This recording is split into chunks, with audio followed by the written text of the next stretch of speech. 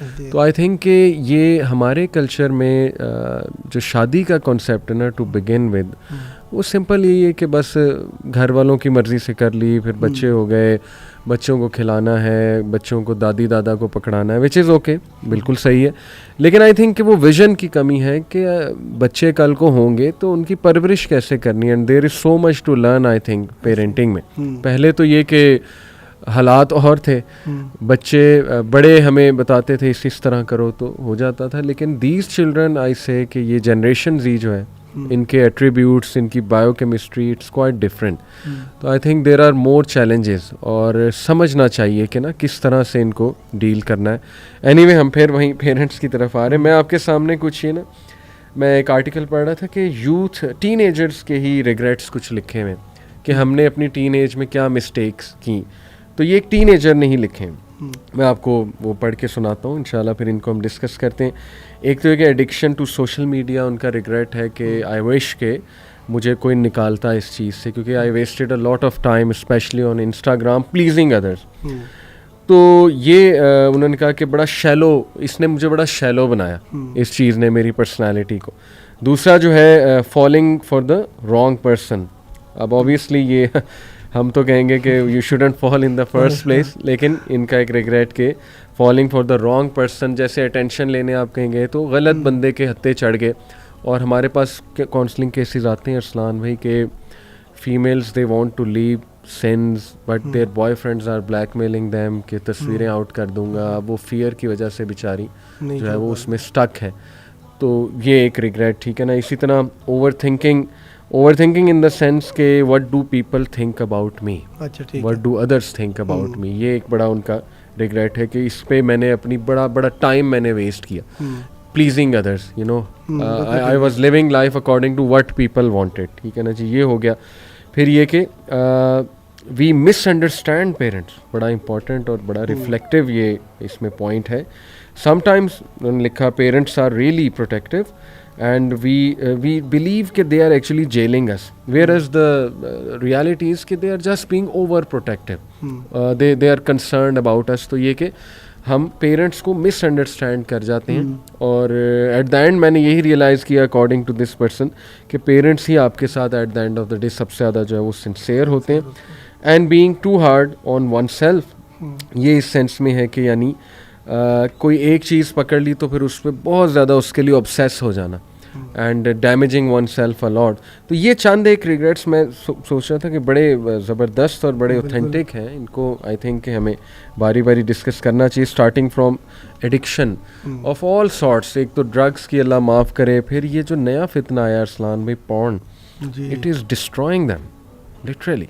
मतलब 14 साल 13 साल का बच्चा, अगर बल्कि इससे भी छोटा 11 साल का बच्चा एक्सपोज हो जाता है, पता नहीं वो 25 साल तक वो किस तरह सरवाइव क्या करेगा। शादियां भी लेट हो रही हैं, रियली ये तो मैस है बहुत। इस पर मैं चाहता हूँ आप कुछ कमेंट करें। Sheikh, I think the porn factor is just insane. It's blown out of proportion in every sense of the word. और वो आपने इस तरह कहा ना, मेरे पास तो ऐसे भी केसेस माए टाइम बता दें कि नाबालिग बच्चे बच्चियाँ इसमें पड़ गए, which is a psychotic problem is well, because जब आप बालिग नहीं हैं तो टेक्निकली तो वो डिज़ायर्स भी नहीं है, but that it's just horrific and it's just something that I think हम as elders हम सबको एक तो माशरे में रियलाइज़ करने की ज़रूरत है कि इसमें क्या हुआ है। And I think problem porn का जो है ना वो शुरू सोशल मीडिया से ही होता है कि it is aids, it is exposure to seen images that eventually take you there, ठीक है। And that's something that where we have to sort of realise कि ये कोई मौलवी वाली बात नहीं है नज़र की हिफाजत करना या ये सारा कुछ करना, बल्कि इसमें आपका तहफ़्फ़ुज़ है, जो over exposure to a lot of things है। और वो पार्ट आई थिंक हमारे पास इसलिए नहीं है कि अच्छा इसका वैसे भी मेरे पास एक्चुअली जवाब भी नहीं है, इसलिए क्योंकि ऑल्टरनेट क्या है इसका। यानी मिसाल के तौर पे as adults I am sure, मुझे आपका नहीं पता, मैं तो अपना बड़े ओपनली कहता हूँ, I am struggling with the fact कि मैं अपने फ़ोन टाइम को कम करना चाहता हूँ। एंड मैं वो नहीं हूँ जो इंस्टा और उस पर पैदा हुआ था, बट मुझे पता है कि मेरा भी स्क्रीन टाइम, अच्छा वो बड़ा एडिक्टिव है। यूट्यूब एक ज़माने में मैं सिर्फ यूज़ करता था सिर्फ बयान देखने के लिए, अब यूट्यूब शॉर्ट्स है, व्हाट्सएप का ये जो स्क्रोल करने का और स्वाइप करने का कल्चर है, ठीक है, अगर हमसे नहीं हैंडल हो रहा तो वो जो बेचारा है ही 15 साल का 14 साल का, उससे कहाँ हैंडल हैंडल होगा। लेकिन अच्छा उसकी सोल्यूशन ये नहीं है ना कि आप बच्चे से फ़ोन छीन लें जी। कि मीनिंगफुल कॉन्वर्सेशंस हेल्प लॉट। आज से कुछ 2 साल पहले की बात है, वो हमने एक नसिया में सेशन करवाया लव लॉक्ड का, जिसमें मॉडेस्टी और इन पे बातें थी। तो स्कूल ने हमें कहा कि जी आप रेप्लिकेट कर दें। तो मैंने कर दिया। स्कूल का बयान आपको पता है थोड़ा सा डिजास्टर होता है, बच्चे बड़े जिटरी भी होते हैं, मैं रिलक्टेंट ही होता हूँ कि इतने बड़े। तो टू माई सरप्राइज बहुत सारे बच्चों ने, और इवन बच्चियों से तो ने कई तरह से पैगाम कि जी हमने इंस्टा डिलीट कर दिया। अच्छा। और मैं बड़ा हैरान हुआ कि यार ये नहीं, इसका मतलब है कि अल्लाह नबी की बात असर करती है कि वो बार बार एक रिमाइंडर देना इन अ डीपर्सनलाइज्ड मैनर। एक वो ना कोई माँ सर पे खड़ी है कि डिलीट कर दो, बस कर दो, वो ये हो जाओ, जैसे बड़ी उम्र में वो बेगम सर पे खड़ी हो जाती है, ठीक है। सो आई थिंक वो एक बात है कि you give them that advice and you let them think for themselves and you make them realise again and again and again. वो कहीं ना कहीं वो चीज़ जो है ना आपको हिट करती है कि यार इसकी क्या वो पार्ट है। मीनिंगफुल कन्वर्सेशंस, ये बड़ा इंपॉर्टेंट आपने जो है ना वो पॉइंट किया मेंशन, एंड एब्सोल्युटली फ़र्क पड़ता है। और आपने कहा ना कि वी शुड अंडरस्टैंड कि वो निकलना चाह रहे हैं लेकिन कोई शायद ऑल्टरनेट नहीं है या दे आर स्टक।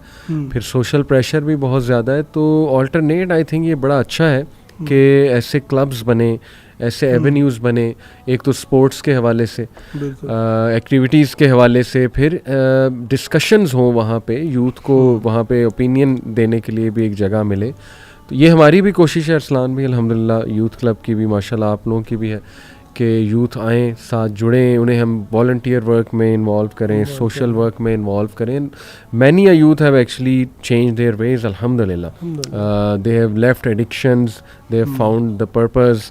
तो ये एक बड़ा स्ट्रॉन्ग अल्टरनेट आई थिंक है कि we need to step up, और हमें ऐसे एवेन्यूज़ क्रिएट करने चाहिए जहाँ पे यूथ जो है वो प्रोडक्टिव टाइम स्पेंड कर सकें। दूसरा जो हमने डिस्कस किया कि being over conscious about themselves, इसका ताल्लुक आई थिंक टीन एज हमारे ब्रेन स्ट्रक्चर के साथ, अगर मैं साइकोलॉजिकली एक्सप्लेन करूँ, हम भी ऐसे ही थे।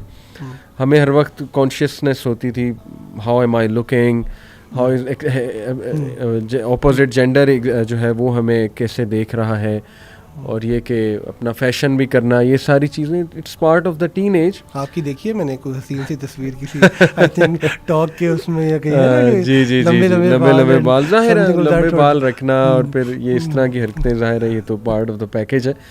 लेकिन अल्हम्दुलिल्लाह अल्लाह ताला ने काफ़ी चीज़ों से बचाया। बट ये मैं ये पूछ रहा हूँ आपसे एक्चुअली कि चलें ये पार्ट ऑफ द पैकेज है, नॉर्मल भी है, लेकिन where to draw the line. जैसे उसने कहा कि मेरा ये एक रिग्रेट है कि मैंने इसमें बहुत टाइम वेस्ट किया प्लीजिंग अदर्स, तो